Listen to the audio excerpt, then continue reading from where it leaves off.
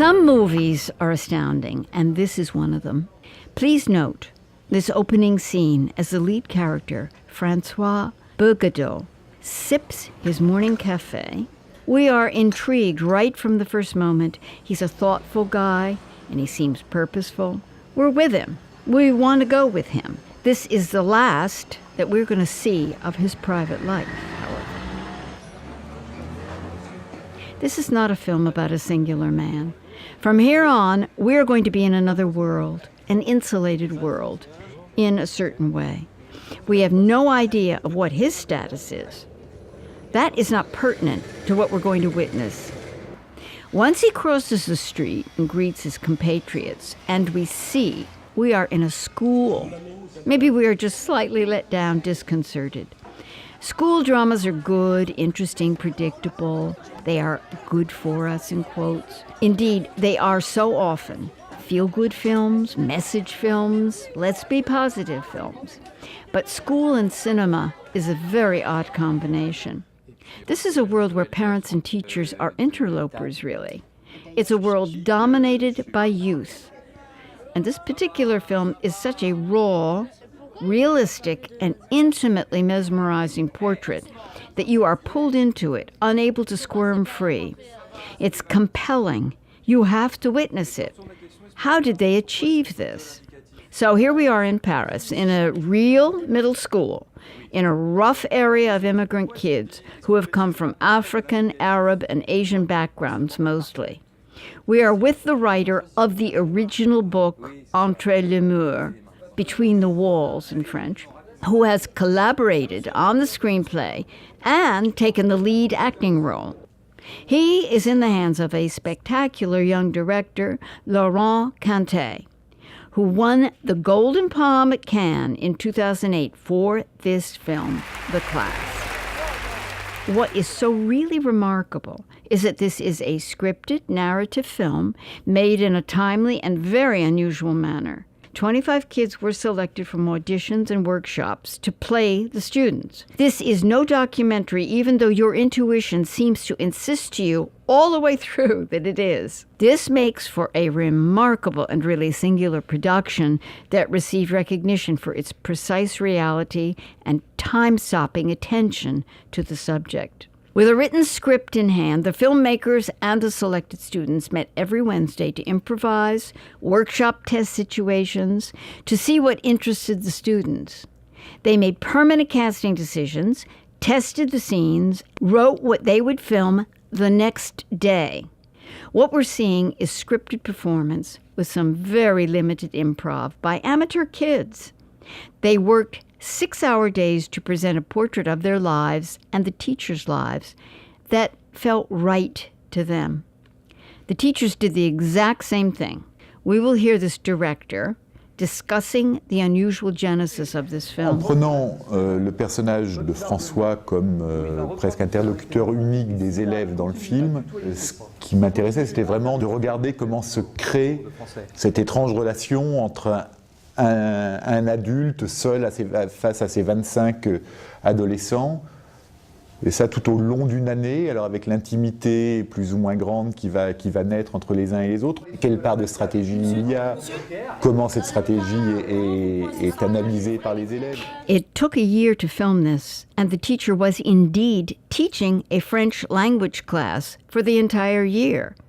He wrote and worked with the director on a daily basis. In the last months, they actually did the filming. It is raw, disheartening, realistic, funny, informative, and we leave not sure we know more than when we started. But why is the question that sits with us? Why would anyone subject himself or herself to teaching in a difficult inner-city school in Paris for little money with a melange of students from all over the French worlds of leftover occupied spaces? Or to put it another way, what remains of what was once the French colonial empire? This is perhaps a metaphor for modern France, and many have suggested the same thought in France when the film opened there and made a huge impact. My answer to this question is, a person who teaches has found something in life that makes the heart beat faster. He feels he is making and can perhaps make a difference. Isn't that what many of us feel?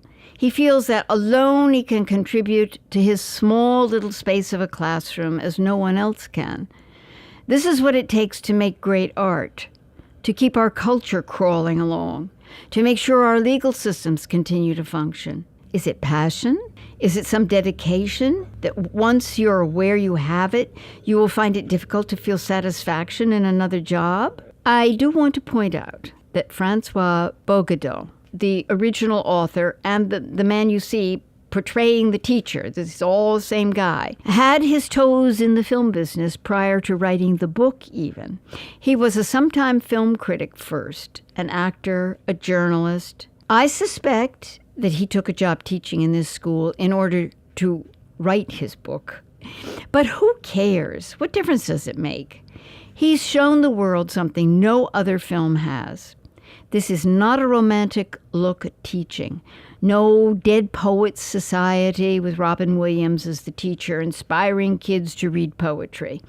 This is reality. Here we have kids who don't much want to be in school and definitely don't want to idolize any teacher. There are a lot of almost lost heroes in all our lives. Surely teachers are on top. But let's look now at what this teacher is exposing himself to. The females are just as tough as the boys. They are all between 14 and 16, a particularly combative age. Do you have to believe the old cliche that, quote, if you reach just one student in the class, it's worth your effort? Well, yes, I think you have to believe that, and I believe it's true.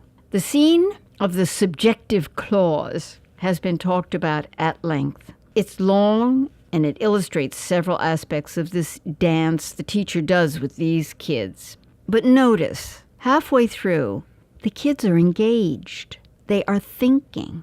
They are outside themselves. Is his whole purpose not achieved by the look in their eyes in this scene, the intensity of their arguments? They are, I repeat, engaged. The true heightened moments of the film are when the kids become involved in ideas, debate.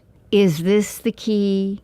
When we lose ourselves in ideas, everything is based on the students' questions. For all the apparent spontaneity of the dialogue, the class is as cannily structured as a great novel. Details that seem random at first gradually coalesce into a richly layered story. Language is a social marker of life, and the kids show that they are very aware of this fact. They argue endlessly about the meaning of two words, skank and assess. I think perhaps this is the answer to all the whys. To give children, and they are still children, the surge of being engaged in ideas.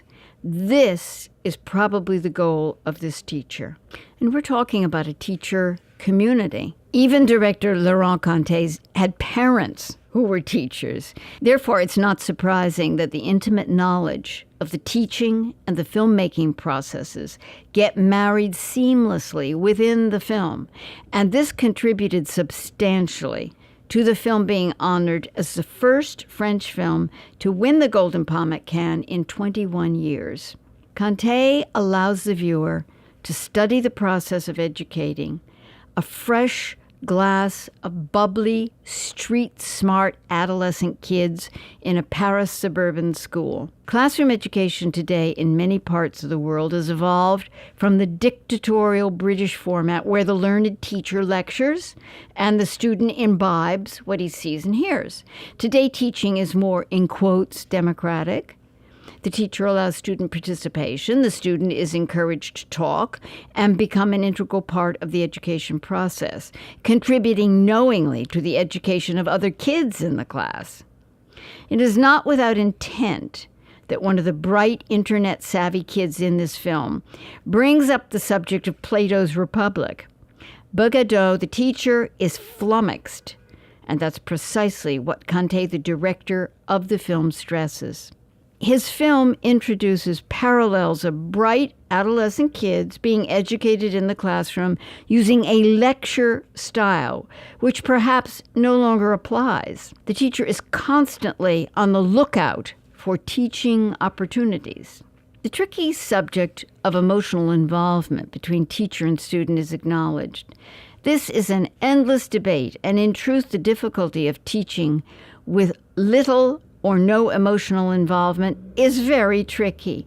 It is absolutely necessary to attempt this, however. Here again, notice the importance of filmmaking history and editing.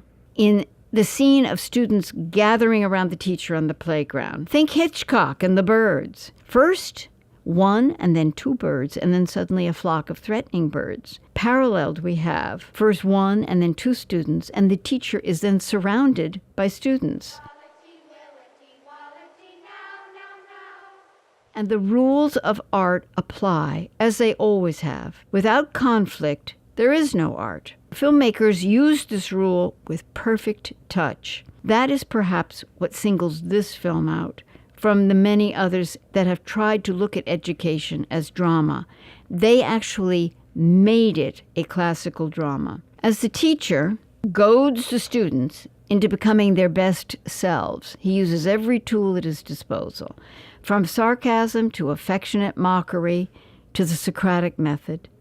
His class is a cult of personality in the very best sense of the term.